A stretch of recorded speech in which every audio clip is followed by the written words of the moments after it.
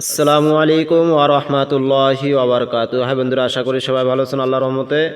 গতকালকে আমাদের সূরা বাকারার ৪ নম্বর আয়াত পর্যন্ত পড়া হয়েছে।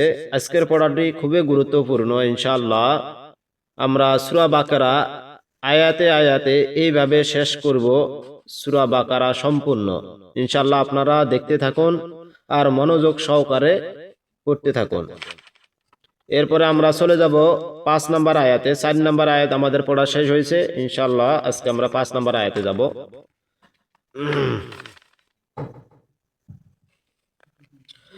শুরু করা যাক। আউযু বিল্লাহি মিনাশ শাইতানির রাজীম। বিসমিল্লাহির রহমানির রহিম।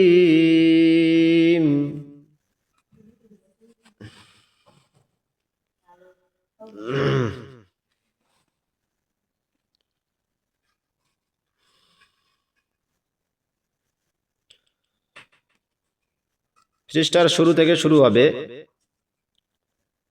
উলাইকা আলা হুদাম মির রাব্বিহিম। আলিফ পেশ উ, এই আলিফ পেশ উ এটাকে আপনারা হামজা পেশ উ বললেও হবে, কোনো সমস্যা নেই। হামজা পেশ উ বললেও হবে, আলিফ পেশ উ বললেও হবে, ইনশাআল্লাহ কোনো সমস্যা নাই। আর মাঝখান দিয়ে যে ওয়াওটা আছে এই ওয়াওটা বাদ যাবে। তাহলে আলিফ পেশ উ লাম খাড়া যাব লা, লা এটা সার আলিফ টানতে হবে। উপরে মোটা চিহ্ন আছে উলা, হামজাজের ই, উলা ই, কাব জবর কা, উলা ইকা, আইন জবর আ, লাম খাড়া যাব লা, আলা। এই যে খাড়া জবরটা দেখছেন, এই খাড়া জবরটা কিন্তু লামের উপরে আছে, এখানে নিচে ইয়া আছে, ইয়াটাকে ধরা যাবে না, লামটাকে ধরতে হবে। তাহলে আইন জবর আ, লাম খাড়া জবর লা, লা এখানে এক আলিফ টান হবে। খাড়া জবর খাড়াজের উল্টা পেশ হলে এক আলিফ টানিয়া পড়িতে হয়, যেহেতু এখানে খাড়া জবর হচ্ছে এক আলিফ টানতে হবে। আলা, উলাইকা আলা, হাফেশু, দাল, দাল মিম দুই জবর দাম, দাল মিম দুই জবর দাম। মাঝখানে ইয়াটা আছে, ইয়াটা কিন্তু বাদ যাবে। ডাইরেক্ট এই দালটা যাই মিমক ধরবে, মিমের উপর তাসদিদ আছে। এখানে আবার একটা গুন্না আছে, তানবিনের পরে দুই জবর, দুই জের দুই পেশকে তানবিন বলে। এখানে দুই জবর আছে, দুই জবর পরে এদোগামে বাগুন্নার অক্ষর মিম আছে, এই কারণে আমাদেরকে এখানে গুন্না করতে হবে। দাল মিম দুই জবর দাম, হুদাম, আলা হুদাম, মিম রাজের মির, এই মিমটা যায় রক ধরিবে, নুনটা বাদ যাবে। মিম রাজের মির, র বা জবর রব, মির রব, বাজের বি, মির রব্বি, হা মিম জের হিম, মির রব্বিহিম, মির রব্বিহিম।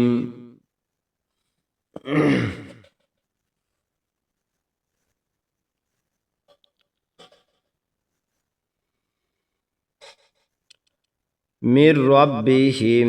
এখান থেকে পড়ি আমরা উলাইকা আলা হুদাম মির রব্বিহিম। ওয়াও জবর ওয়া, হামজা পেশ উ, ওয়া উ, লাম খাড়া জবর লা। এখানে সারি লিপ টানতে হবে, উপরে মোটা চিহ্ন আছে ওয়া উলা, হামজা জের ই, কাব জবর কা, ইকা, ওয়া উলা ইকা, হা পেশ হু, মিম লাম পেশ মুল, হুমুল, ওয়া উলা ইকা হুমুল, মিম ফা পেশ মুফ, লাম জেল্লি, মুফলি, হাওয়া পেশ হু, মুফলি হু, নুন জবর না, মুফলি হু না। যদি আমরা এখানে দম ফেলাই তাহলে কি হবে মুফলিহুন, তিন আলিফ টানতে হবে লাস্টে, মুফলিহুন। ওয়া উলাইকা হুমুল মুফলিহুন। আবার এখান থেকে শুরু করি উলাইকা আলা হুদাম মির রাব্বিহিম ওয়া উলাইকা হুমুল মুফলিহুন। তারপরের আয়াতে আসি আমরা 6 নম্বর আয়াতে, ইন্নাল্লাযীনা কাফারু, হামজা নুন জের ইন, এখানে একটা গুন্না আছে, ওয়াজিব গুন্না। নুন লাম জবর নাল, ইন্নাল, লাম জবর লা, ইন্নাল্লাহ, জালিয়া জের জি, এক আলিফ টান হবে, নুন জবর না, জিনা, ইন্নাল্লাযীনা, কাফ জবর কা, ফা জবর ফা, কাফা, র ওয়াও পেশ রু, কাফারু, ইন্নাল্লাযীনা কাফারু, সিন জবর সা, ওয়া আলিফ জবর ওয়া, ওয়া আলিফ জবর ওয়া, এখানে 4 আলিফ টান হবে, উপরে মোটা চিহ্ন আছে, মোটা চিহ্ন আসলে 4 আলিফ, চিকন চিহ্ন আসলে 3 আলিফ টানতে হবে। সাওয়া, হামজা 2 পেশ উন, সাওয়াউন, ইন্নাল্লাযীনা কাফারু সাওয়াউন,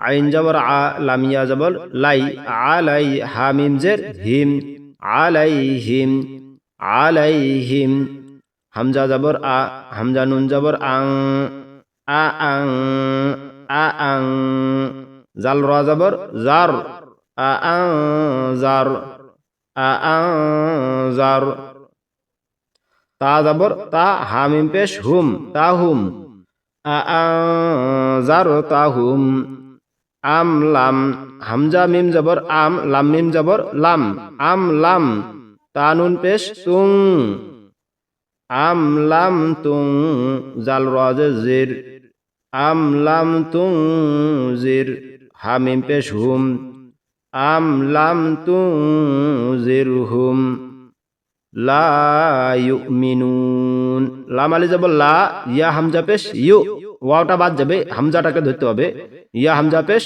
ইউ, লা ইউ, মিম জের মি, লা ইউমি, নুন ওয়াও পেশ নু, লা ইউমিনু, নুন জবর না, লা ইউমিনুনা, যদি আমরা এখানে দম ফেলাই তাহলে 3 আলিফ টানতে হবে, লা ইউমিনুন, লা ইউমিনুন।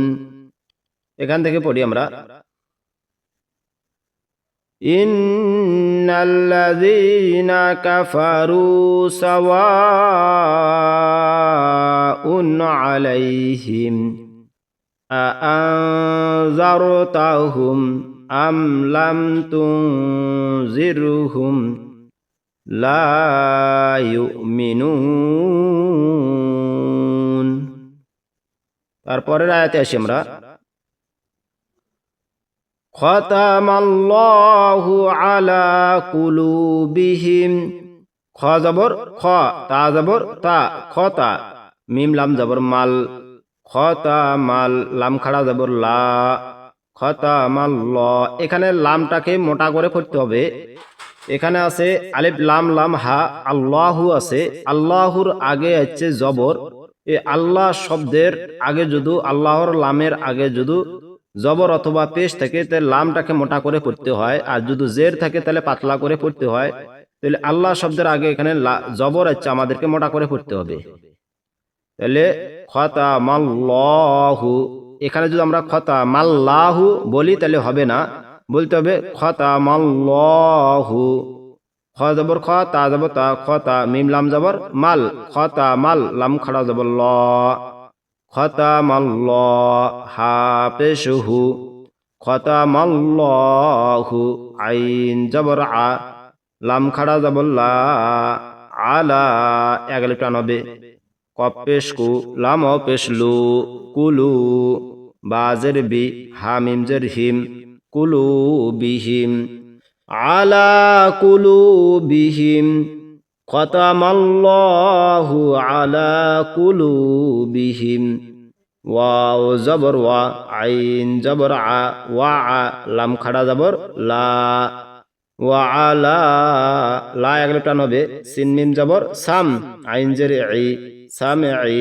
হা মিম জের হিম, সামঈহিম, সামঈহিম, ওয়া আলা সামঈহিম, এখান থেকে পড়ি খতামাল্লাহু আলা কুলুবিহিম ওয়া আলা সামঈহিম। তারপরে আয়াতে আসি আমরা